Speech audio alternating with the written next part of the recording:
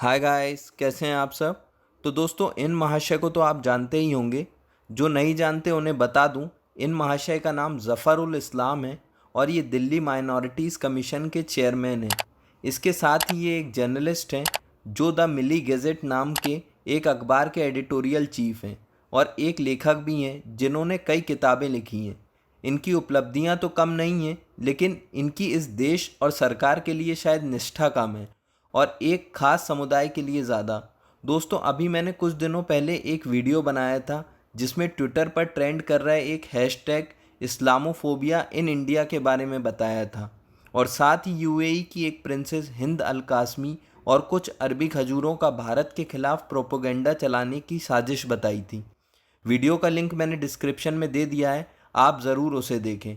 ये भारत में उसी प्रोपोगंडा फैलाने के आधिकारिक प्रवक्ता हैं।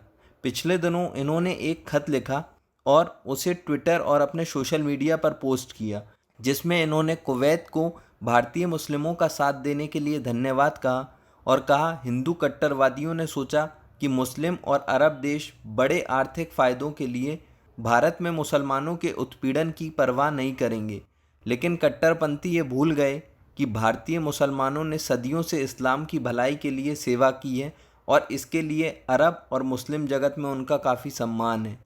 इन्होंने इस खत में जाकिर नायक का भी खूब महिमा मंडन किया। जाकिर नायक वही शख्स है जिसे भारत सरकार ने टेररिस्ट फंडिंग जैसे संगीन आरोपों के लिए दोषी ठहराया और ये भगोड़ा मलेशिया में छुपा हुआ है।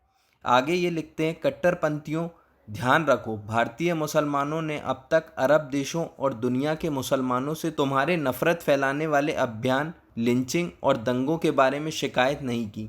जिस दिन उन्हें इसके लिए बाध्य होना पड़ा, उस दिन कट्टरपंथियों को बड़े तूफान का सामना करना पड़ेगा। इस खत में कट्टरपंथियों का मतलब हिंदुओं से था। ये उसी किस्म के लोग हैं जो बचपन में माँ से मार पिटने के डर से अपने पड़ोसियों को बुला लेते थे। खैर, ये पहला किस्सा नहीं है जब इन्होंने इस किस्म की हरकत की हो। जिस अखबार के एडिटोरियल चीफ ये हैं, वो अखबार अक्सर ऐसे ही मुद्दों पर लेख लिखता है, जैसे कि जनवरी 20, 2019 में द पायोनियर नाम के एक अंग्रेज़ी अखबार ने जाकिर नायक के ऊपर एक लेख लिखा, जिसमें उसने जाकिर नायक की असलियत बताई और उसे सेलिफिस्ट टेरर प्रीचर कहा। इसमें सेलिफिस्ट का मतलब एक सोच से है जो इस्लाम के सुन्नी समुदाय की एक कड़ी है। इसमें इस्लाम को कट्टर तरीके से अपनाने पर जोर दिया जाता है, जो इस्लाम को अपने पूर्वजों के तरीके से जीने की सलाह देते हैं और फिज़िकल जिहाद करने के लिए प्रेरित करते हैं। सेलेफिस्ट या सेलेफिज्म अपने आप में एक बड़ा टॉपिक है और ये बस इस शब्द को समझाने की छोटी सी परिभाषा थी। तो उस अखबार की इस हेडलाइन से ज़फ़रुल इस्लाम साहब को तकलीफ़ थी और दिल्ली माइनॉरिटीज़ कमीशन के चेयरमैन होने के नाते इन्होंने बिना किसी की आपत्ति दर्ज कराने के बावजूद स्वयं ही उस अखबार को नोटिस भेज दिया और उसे नसीहत दी कि वो इस तरह के लेख ना लिखें। ऐसा ही एक खत इन्होंने सुप्रीम कोर्ट को लिखा, जिसमें दिल्ली पुलिस द्वारा एनआरसी और सीएए के विरुद्ध प्रदर्शन करने वाले प्रदर्शनकारियों के खिलाफ बर्बरताओं के खिलाफ दिल्ली पुलिस के खिलाफ संज्ञान लेने को कहा। जैसा कि हम सभी जानते हैं कि कैसे दिल्ली में सीएए एनआरसी के प्रदर्शन के नाम पर उपद्रवियों ने दिल्ली में दंगे और उपद्रव किए और इन सब उपद्रवियों की पैरवी ये कर रहे हैं।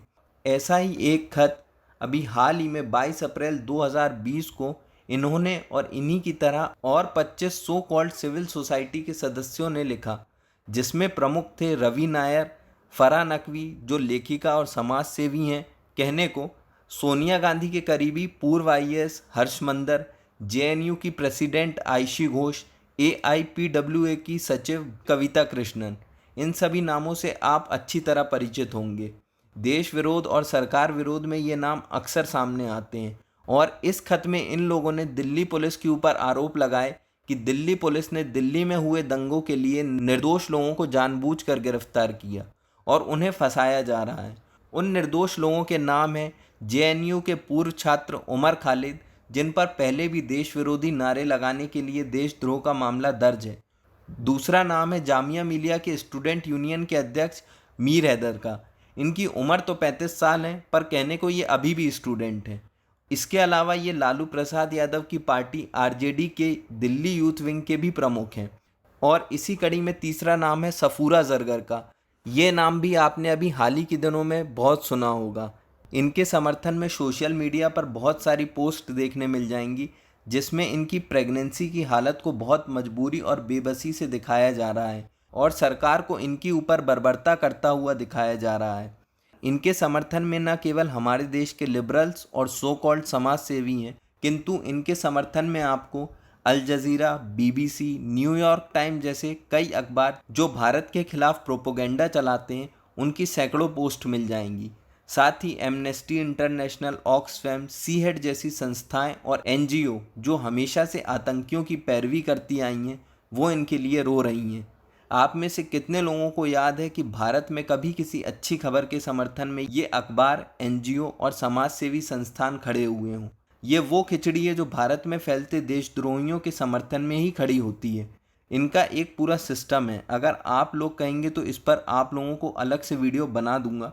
एक छोटा सा वीडियो वैसे मैंने इस टॉपिक पर बनाया हुआ है, आप चाहें तो देख सकते हैं, लिंक मैंने डिस्क्रिप्शन में दे दिया है। खैर, बात पर वापस आता हूँ तो ज़फ़रुल इस्लाम जैसे लोग संवैधानिक पद पर बैठकर सरकारी फ़ायदे उठाकर इस देश की रोटी खाकर अपनी ही एक प्राइवेट एजेंसी चलाते हैं जिसकी प्रतिबद्धता केवल उनके समुदाय को लेकर है।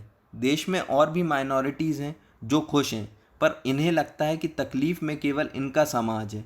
वास्तव में ऐसे लोग न अपने देश के हैं न अपने समाज के। ये इस देश में एक चयनित वर्ग को धर्म के नाम पर उकसाने का काम करते हैं और इस्लामोफोबिया इन इंडिया भी इनके इस प्रोपोगेंडा का एक हिस्सा है, जिसमें अरब देश के कुछ खजूर जिन्हें कोई जानता भी नहीं, एक शहजादी जो सिर्फ अपने फॉलोअर्स बढ़ाने के लिए इस देश के मुस्लिमों को भड़काती है, जिस शहजादी के सालों से 50,000 फॉलोअर्स नहीं थे, आज उसके चंद दिनों में ट्विटर पर 3 लाख के ऊपर फॉलोअर्स हो गए। और जो लोग इन जैसे लोगों को सपोर्ट करते हैं उन्हें बता दूं, ये पूरे अरब की कोई इकलौती शहजादी नहीं है। इनके जैसी कुवैत अकेले में 15,000 से ऊपर शहजादियां हैं। और इस देश के जो लोग अरब देशों में अपने नए पिता खोज रहे हैं उन्हें बता दूं, अरब के सभी देशों के राजनीतिक संबंध भारत से बहुत अच्छे हैं और अभी हाल ही में भारत ने अरब देशों की कोरोना से लड़ने में मदद भी की है और उसके लिए उन्होंने भारत का शुक्रिया किया है।